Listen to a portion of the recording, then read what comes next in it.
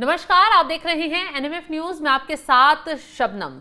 क्या प्रशांत किशोर बिहार के केजरीवाल बन गए हैं? क्या केजरीवाल स्टाइल में बिहार में राजनीति कर रहे हैं प्रशांत किशोर? ये हम इसलिए कह रहे हैं क्योंकि प्रशांत किशोर मंच पे चढ़ते हैं, तमाम नेताओं पर गंभीर और बड़े बड़े आरोप लगा देते हैं, लेकिन उसके बाद जब मामला कोर्ट तक पहुंचता है, नोटिस जाता है, तो माफी मांगते हुए नजर आते हैं या फिर जवाब देने से भाग जाते हैं क्योंकि उनके पास कोई सबूत ही नहीं होता। अब संजय जायसवाल के साथ उन्होंने ऐसा ही काम किया, कोर्ट का नोटिस आया तो जवाब भेजा।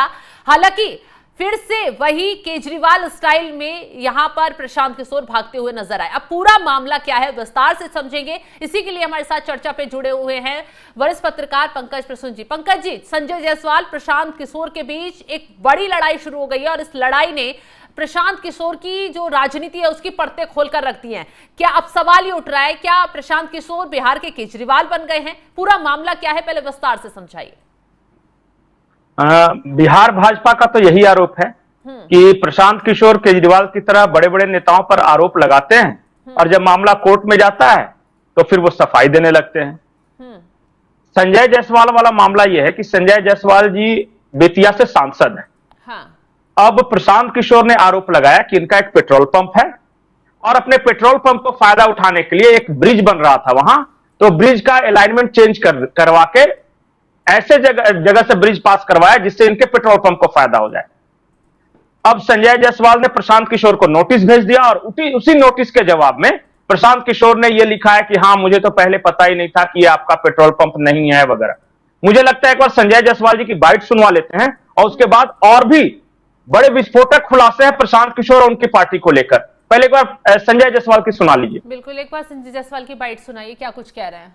कि आपको केवल तेलंगाना के ठेकेदार, तमिलनाडु के ठेकेदार यही पैसा क्यों दे रहे हैं?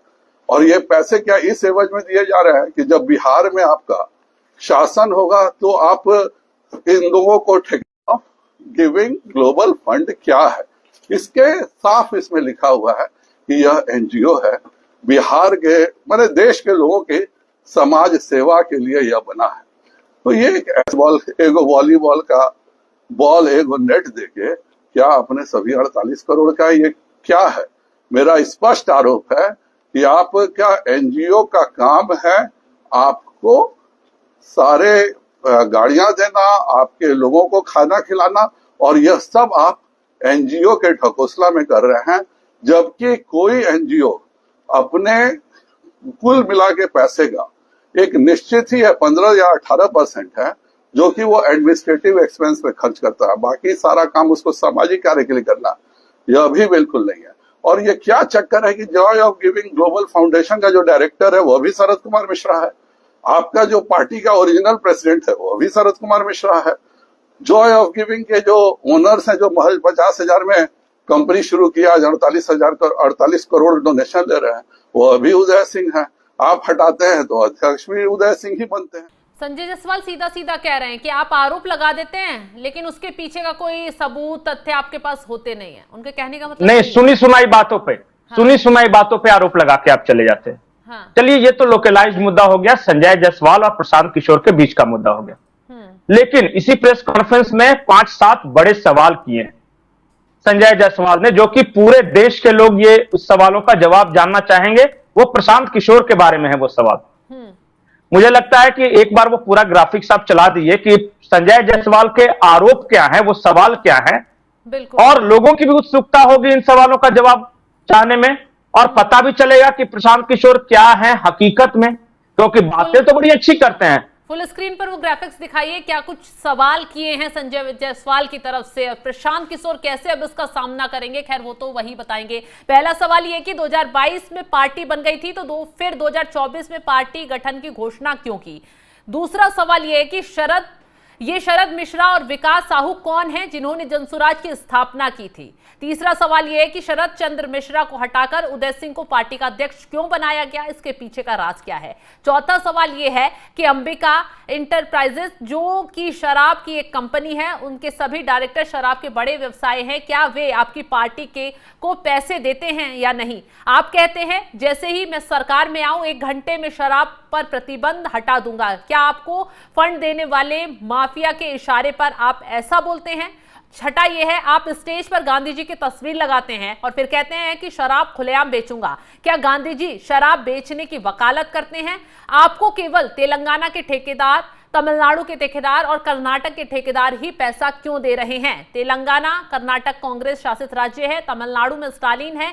कहीं ऐसा तो नहीं है कि कांग्रेस आपको इनडायरेक्ट फंडिंग करवा रही है ताकि आप एनडीए के वोटों का बंटवारा कर सके? क्या साउथ की शराब लॉबी इसलिए तो आपकी फंडिंग नहीं कर रही है ताकि आप अगर सत्ता में आ जाएं तो शराबबंदी हटाकर उनको फायदा पहुंचा सकेंगे? जनसुराज एक एनजीओ के रूप में रजिस्टर है। भारत सरकार की नियमावली साफ कहती है कोई एनजीओ अपनी कुल आमदनी का 20% ही खुद पर खर्च कर सकता है, बाकी 80% समाज सेवा में खर्च करना होगा। क्या जनसुराज 80% पैसा समाज सेवा में खर्च कर रही है?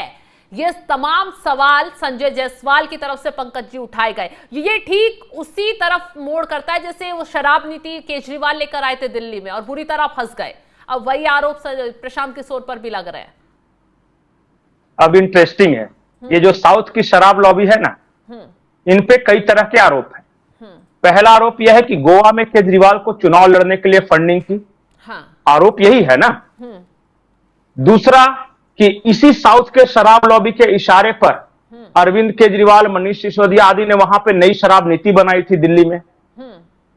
इसी साउथ की शराब लॉबी ने छत्तीसगढ़ में शराब घोटाला किया जिसमें भूपेश बघेल वगैरह फंसे हुए हैं। अब यही शराब लॉबी प्रशांत किशोर को फंड कर रहा है। यह आरोप है संजय जायसवाल के, ये हम नहीं कह रहे। संजय जायसवाल कहते हैं कि वही साउथ लॉबी से पैसे मिल रहे हैं इन्हें और ये कहते हैं कि मैं आया तो 1 घंटे में शराब बैन हटा दूंगा बिहार में। ये धंधा है या समाज सेवा? ये संजय जायसवाल के सवाल है। क्योंकि बिहार में शराब वाला मुद्दा तो काफी बड़ा है ना, कि लोग शराब जिस तरीके से बेची जाती थी उससे काफी परेशान थे, महिलाएं इतनी परेशान थी, उन्हीं को देखते हुए लागू किया गया और आप वही चीज को बढ़ावा देंगे अगर सत्ता में आ गए? प्रशांत किशोर का तर्क यह है कि शराब बंदी के बावजूद बिहार में शराब तो बिक ही रहा है। हाँ। तो बंदी करने का क्या फायदा? तो इसके जवाब में संजय जायसवाल कहते हैं कि मर्डर का कानून होने के बावजूद भी मर्डर तो हो ही रहे हैं, दहेज हत्या के कानून होने के बावजूद भी दहेज हत्या तो ही रही, तो क्या कानून हटा दें? मर्डर का देश में कानून है कि नहीं? बिल्कुल। लेकिन फिर भी हत्या हो रही है कि नहीं? तो क्या मर्डर के कानून को खत्म कर दिया जाए? ये संजय जायसवाल का कहना है कि यह कैसा तर्क है कि चूंकि शराबबंदी है और लोग चोरी छुपे शराब बेच रहे इसलिए शराबबंदी को ही खत्म कर दो। यह प्रशांत किशोर का तर्क है। और प्रशांत किशोर अगर जगह जगह ठेके खुलवाएंगे बिहार में तो इससे बिहार का क्या भला होगा वो बता दो। ज्यादा ज्यादा यही वो कहेंगे गवर्नमेंट का रिवेन्यू बढ़ेगा। तो एक होता है सिन प्रोडक्ट्स, क्या आप गुटखा, सिगरेट, दारू यही सब बेच के बिहार का रिवेन्यू बढ़ाना चाहते हैं? और उसका जो इनडायरेक्ट फायदा वहां की महिलाओं को हो रहा है कि आज पति शराब पीकर आकर उन्हें मारता नहीं है, आमदनी बढ़ गई है गरीब महिलाओं की, उनका जीवन स्तर सुधर गया, इस बारे में कौन करेगा बात? तो ये तो खैर शराब वाली बात हो गई। दूसरा एक और गंभीर बात कही है इन्होंने, जो कहा है कि ये जो इनकी जो पार्टी है ना, ये पार्टी तो 2022 में ही बन गई थी, लेकिन जानबूझ के उस वक्त ये पूरे बिहार में घुमा करते थे प्रशांत किशोर। ये कहा करते थे कि हमें तो राजनीति से कुछ लेना देना है नहीं जी, मैं तो राजनीति में आऊंगा नहीं। हाँ, कि मैं तो आऊंगा नहीं। दूसरा सवाल ये है जो कि बहुत गंभीर सवाल उठाया है संजय जायसवाल ने, कि ये शरद मिश्रा और विकास साहू कौन है? हाँ। उनके बारे में किसी को पता ही नहीं, क्योंकि जनसुराज की स्थापना इन दोनों ने की थी और शुरुआत में अध्यक्ष भी यही दोनों रहे थे। ये दोनों कौन हैं, कहां हैं? सस्पेंस तो है ना पार्टी को लेकर। बिल्कुल। तो अभी ये लोग और फिर तो अचानक जुड़े हुए हैं ना, मंच पे किसी पर नजर आ रहे हैं, पता ही नहीं है ना। हाँ। पता ही नहीं है ना कि ये कहां है, कौन है। हाँ। कौन लोग हैं यही नहीं पता है। अचानक पता चला ये शरद मिश्रा अध्यक्ष हुआ करते थे पार्टी के, उनको हटा के पूर्णिया वाले उदय सिंह को बना दिया। मतलब क्यों हटाया गया, क्या मामला है? तीसरी सवाल इनकी फंडिंग को लेकर है। हाँ। कि बिहार की पार्टी है, बिहार को संवारना है और ये सारी फंडिंग तेलंगाना, कर्नाटक, तमिलनाडु से आ रही है। कौन है कर्नाटक, तमिलनाडु और तेलंगाना में जो जनसुराज पार्टी को इतना फंड दे रहा है? और वो क्यों दे रहा है? इशारा किया जा रहा है। कौन दे रहा है, क्यों दे रहा है, ये सवाल तो पूछना पड़ेगा ना किसी न किसी को। यही संजय जायसवाल पूछ रहे हैं। हाँ। तो आरोप यह है कि इससे पहले प्रशांत किशोर कांग्रेस के साथ काम करते थे। हाँ। और फिर इनका बाद में कांग्रेस के साथ रिश्ता खत्म हुआ, लेकिन रिश्ता खत्म नहीं हुआ, अंदर ही अंदर कुछ प्लान है।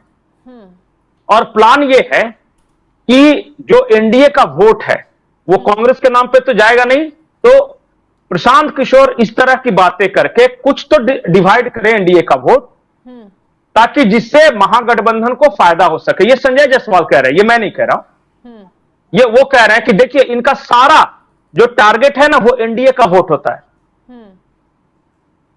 इस तरह की राजनीति कर रहे हैं। तो आरोप है संजय जायसवाल के, और आरोप होते हैं। मुझे लगता है कि प्रशांत किशोर और उनकी पार्टी को सिलसिलेवार पॉइंट बाय पॉइंट जवाब दे देना चाहिए कि हकीकत क्या है।